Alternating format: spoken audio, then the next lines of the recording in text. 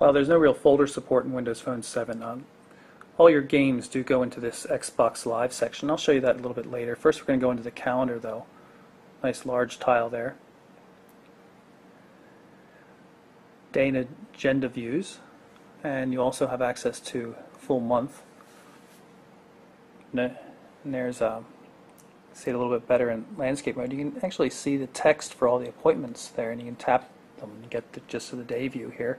Support for multiple calendars, so you had Exchange and Gmail both. They'd show up in different colors, and I really like the agenda view in general. It just gives you a very quick overview of what's coming up. And as you switch from day to day, notice that the date changes up top. I activated the camera by long pressing on the shutter button here. Let's just show you. Just point it, press the shutter button part way, it'll get a focus, and you take the photo. Notice how everything's slid over to the side. If you drag back, you can get access to all the photos. Some recently taken photos. Nice and sharp. Good details on the macro shots. And you can also pinch it and go into film strip mode, which allows you to more easily and quickly go back and forth. And if you go to the last one, of course, it's the actual live picture. Tap the button up here to switch into video mode, but every time you switch into video mode, it starts out in VGA resolution, so you have to manually switch it over to HD if you want to shoot in HD. I find that to be a real pain because I always want to shoot in HD. So now we're recording a 720p HD video clip, and we'll stop it and take a look at it.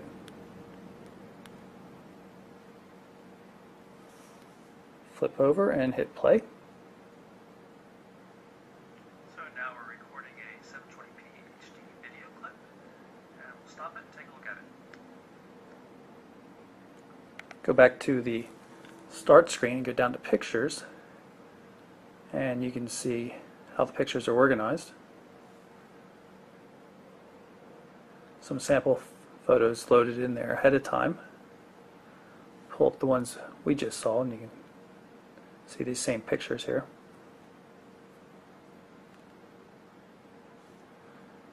You can mark picture as a favorite.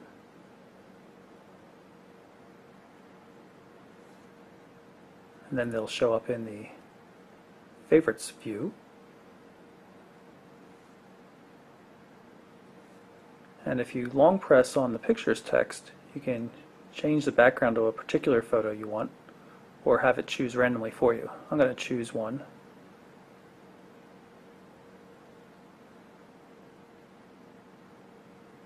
And there it is. And you should see it in the start screen as well. I'm going to bring up the Zune player here, show you some of the music capabilities. Of course, you can get to other things too. You can see the Zune player also does video, so we recently played that video. Some albums I have on there that I newly launched, or newly added rather. FM radio as well, right down here. I'm going to go into my music collection. Just like we saw with contacts, you can tap on one of the letters to skip ahead.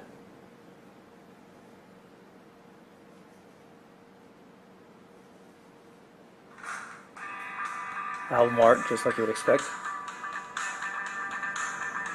And no landscape mode.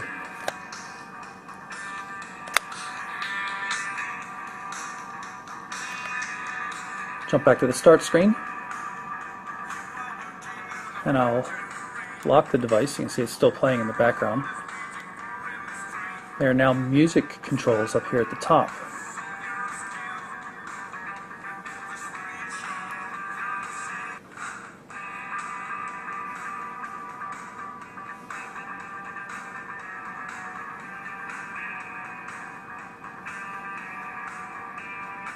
Zune player can be a little complicated, but in general it's a pretty nice experience once you get used to it.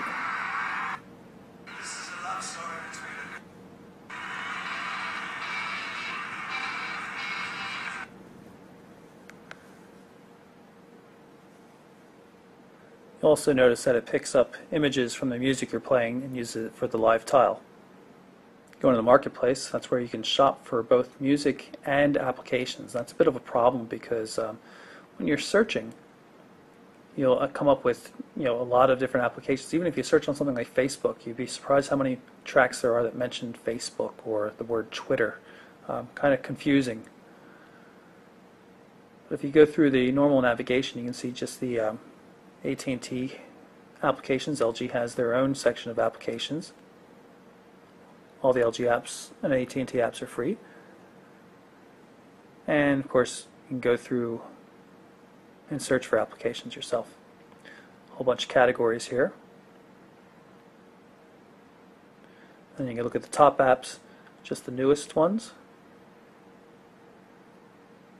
and free ones as well.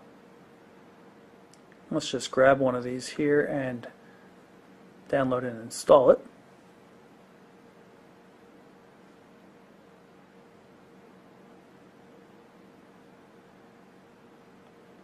And it's pretty simple. You can see it's already downloaded. I could keep shopping while it downloads and installs, but this one was pretty quick.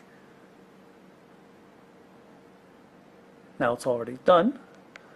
So if I go back to the start screen, or main menu rather, you'll see the application. It shows up at the end just because that's an alphabetical list. So Workout happens to come at the end. And there's the app. Microsoft's Bing Maps is quite nice. Makes good use of 3D imaging, just really attractive. Go into aerial view. I mean, everything looks really very nice. Does not work in landscape mode though. A little unfortunate. So I'm going to type here and I'm going to say pizza,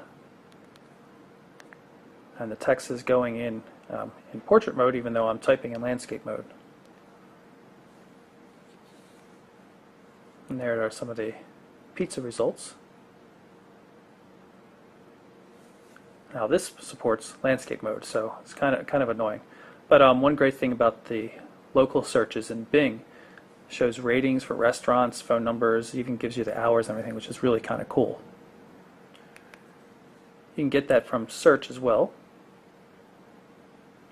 Say, stick with the food thing. Dairy Queen.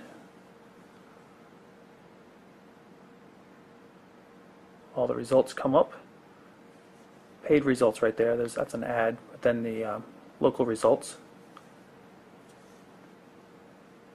Again, information like that.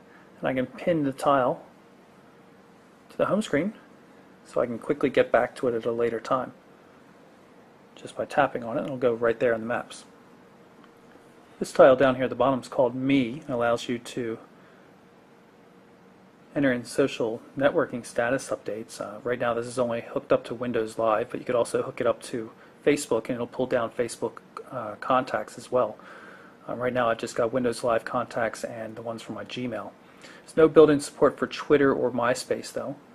I want to add a status message. I can just type in something quickly.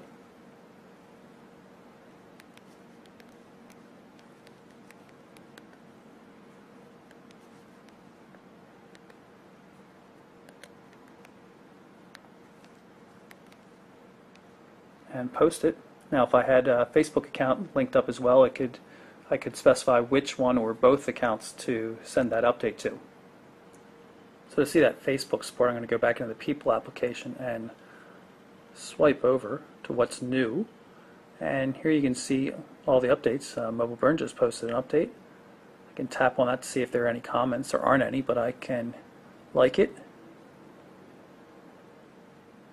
and put in a comment myself.